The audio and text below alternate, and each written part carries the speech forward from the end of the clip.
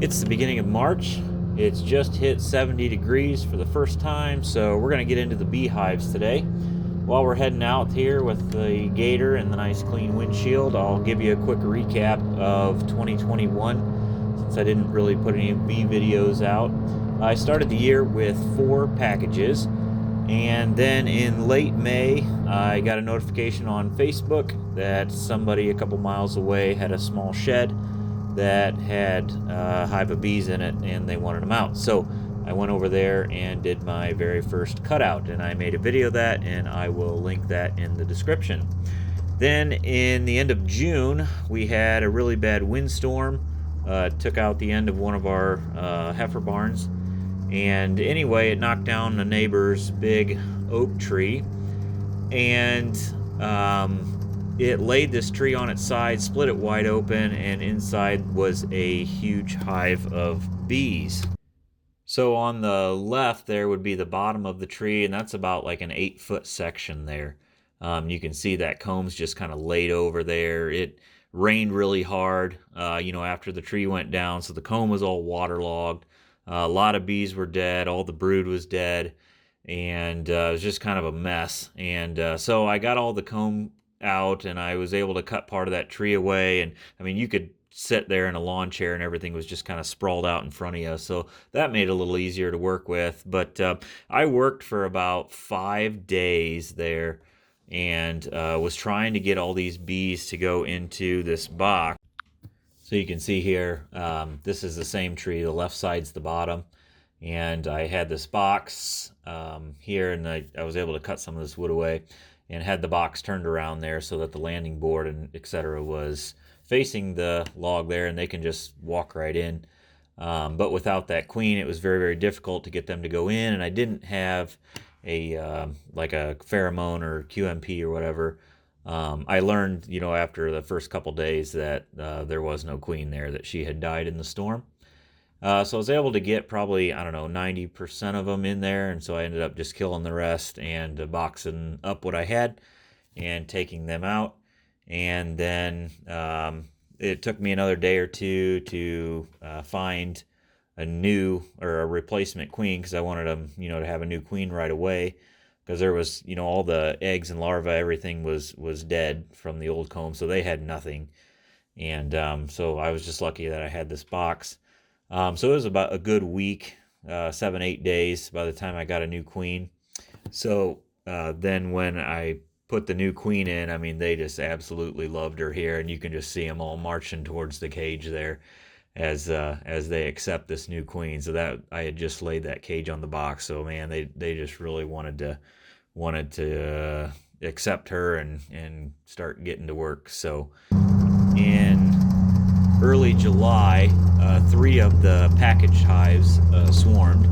So that was unfortunate. I was on a trip, and it was only a few days, but I got back and 3 of them had swarmed. And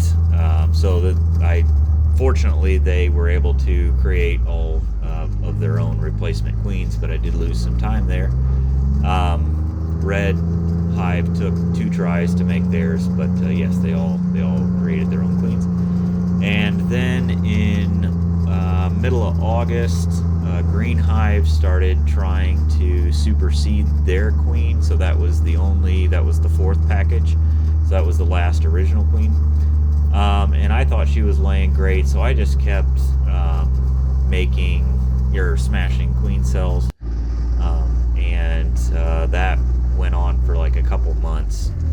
And when they went into winter, they just didn't have much left, and they ended up dying. And so that's the empty one that we see right there. Just looking at the landing boards here and looking for activity. So that was yellow hive that we saw first. This is the gray hive. There, they look fine. These insulation, I call them insulation shells, I guess I would call them. They have, so that's that pink foamular 2-inch board on them. There's a picture of that there. So it's just the 4-sided shell on the sides. So that's 2 inches on the side. So that's R10, I believe. And then I've got my feeder shim on top. So that's an 1.5 inch thick pine that makes up the bottom of the feeder shim. And then it's got the 2-inch hole for the rapid round. That's a rapid round feeder there. And we have dry sugar in that. And I've got little finger holes drilled out there. They don't go all the way through. You can just stick a, 2 fingers in there and pinch it and pull that insulation out of there. So that's, another 2 inches there that goes around that feeder. There's another 2-inch layer that can go on top of that, so that creates 4 inches. And then we've got our lid here, which has 2 more inches of the foam in there. And then you can see between that and then there's the whole top layer that comes out, even with the sides. That's another 2 inches. So it's a little overkill, but there's 8 inches of foam there. So that's R40 on the top. But the whole idea is to insulate the top a lot more than the sides and seal the whole top cavity completely up so that no warm air can escape, out of the top or, the upper sides of the hive. And that creates kind of a heat capsule or whatever in there. So that allows the bees to keep it warm and not use so much energy trying to keep everything warm. And then, moisture may be a problem. Typically, it is when you have a cold surface on the top, but when you have your top insulated much more than your sides, then the moisture will condensate more on the sides. And we'll see how that resulted, if that is true or not, when we look at the wood underneath the feeder shims, which would be the ceiling of the hive where the bees would live versus the side walls. So that'll be interesting to see how that works, because this is my first winter. And moving on, this is the blue hive. Here they've got some really good activity too. Not a lot. I mean, this is just, the first, upper 60s to 70-degree day. And then this is orange hive. This was the cutout that I did. And they're doing well too. So we're going to start with gray. The yellow hive, which would have been the one out of the tree. My cameras weren't working well for that one, so I didn't get a good recording on that. So we're taking apart the shell here. The lid comes off very easy, and then take that extra little layer of insulation, and then this whole shell just slides right up off the top.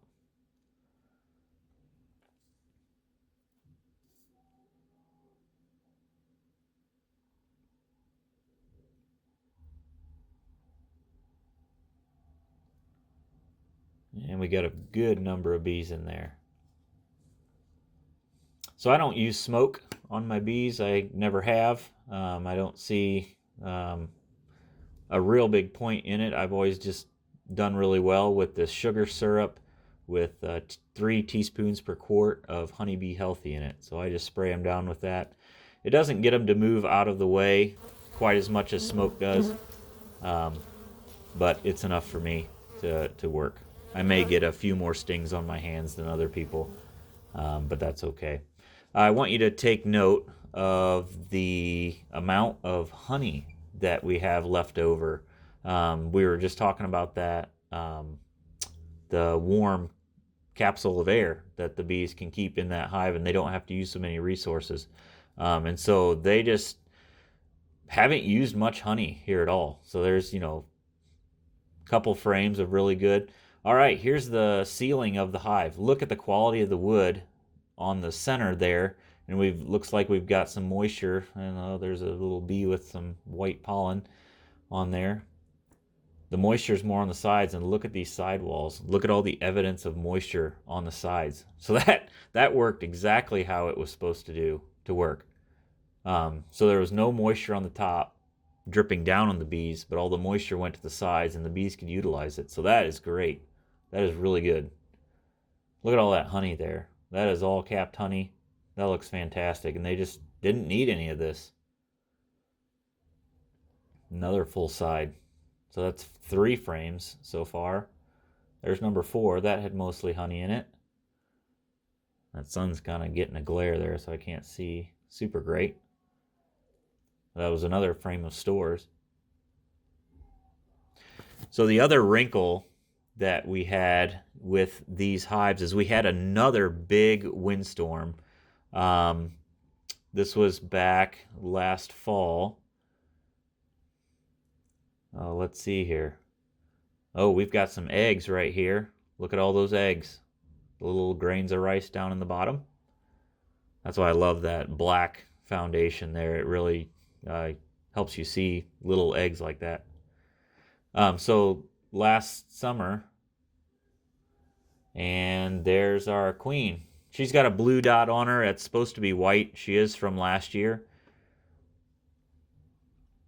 This was one of the ones that swarmed out in July. But my pen, my white pen, I lost my white pen, and I didn't feel like buying another one for this year. So what we're doing here, so I took the next frame over. I found the queen, and then I took the next frame over, and I shook them off into here, and we're going to check them for Varroa.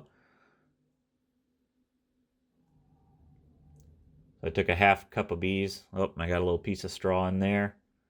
So we're going to scoop up some bees, half cup of bees. We're going to dump it in the Easy Check, Varroa Check cup there. And we're going to give it a little shake. Unfortunately, this kills the bees. But it's only about 300 bees. Very small percentage of the total hive, but a representative sample. We want to try to always get ones that are close to the brood. And we're going to do some shaking. We got to shake this for 2 minutes. So we'll swirl it a little bit, shake it around, and here we go. Let's speed things up.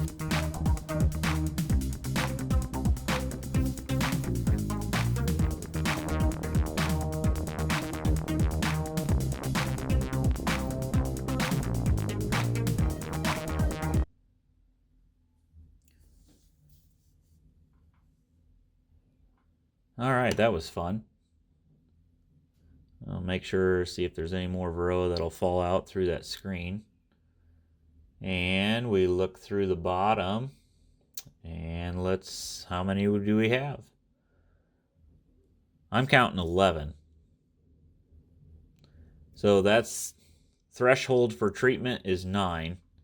And so we will need to treat this hive. So on the alcohol, I like to reuse my alcohol until it gets fairly dirty. So the Varroa are very heavy. So if I pour this fairly slow, the Varroa will all stay in the bottom. And you can't really see it there, but all the Varroa were still in the bottom. And I flick those off, and that way I discard just a tiny amount. And they're all gone. So now we're going to just pour this back. And now we can reuse it. And I usually look through the bottom and make sure that there's no Varroa that got around. So now we're moving on to the red hive. And there's our sealing of the hive again. Look at the clear wood there. And the moisture was on the sides. So the shells worked really well. That really makes me happy.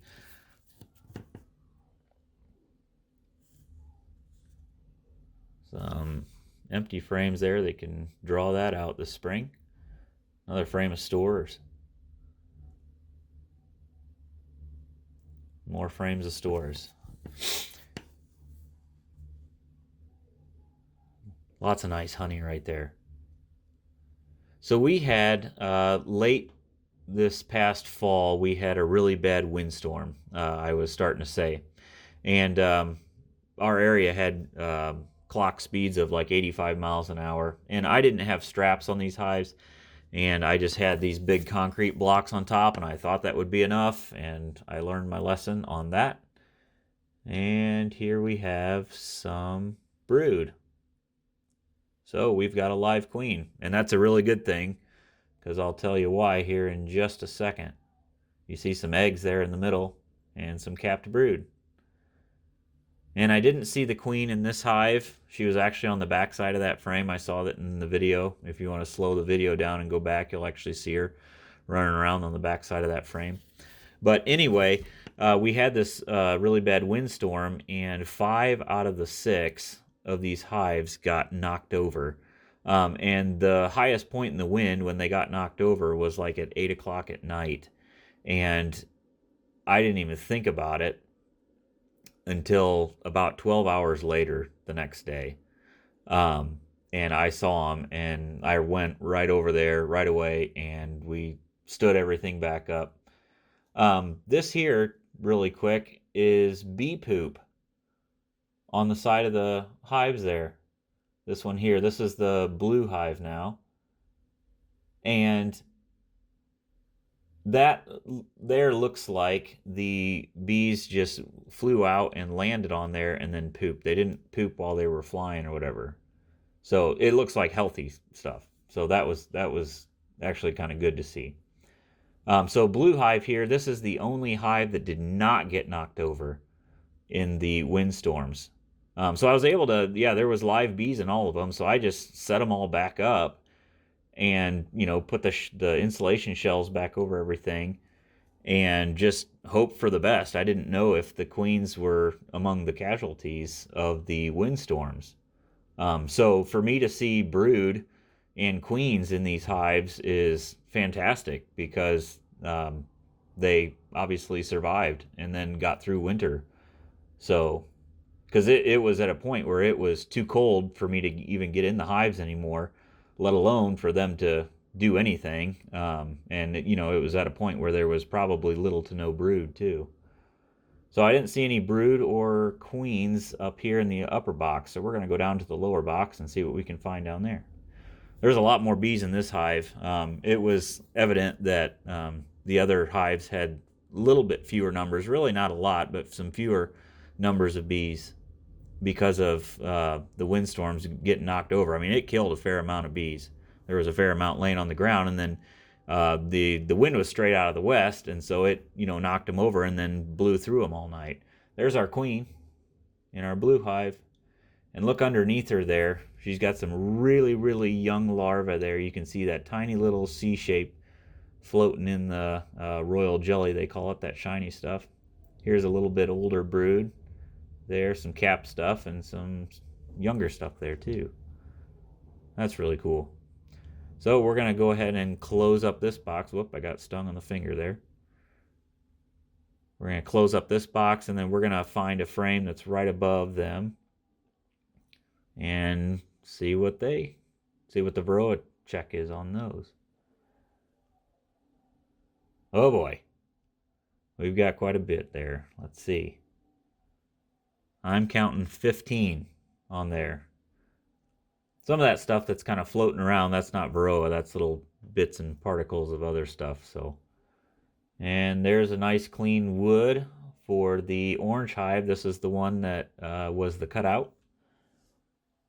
And they just had like a local queen. So they have the same queen in there that was in the cutout as part of the cutout there.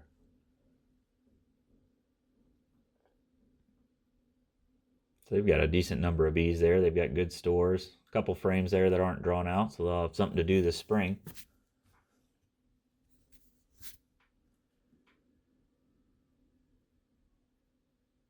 And there's our marked queen. I marked her when I did the cutout. If you watch that video, you can see me mark her. And she's got brood on both sides there. I just blow on it gently and the bees get out of the way. Look at all that brood. You can see many different stages of brood kind of right in the center there. There's some really little stuff. And then you can see some bigger C's, and then they cap that brood off. So that's really cool to see right there. So we're going to go ahead and put that one back. And I'm going to grab the frame right next to it, and we'll do a Varroa check on that frame and see how they did there. So these were all treated with Apivar strips last fall. I ended up putting it in like early September and then pulled it out middle of November. All right, let's shake this thing up.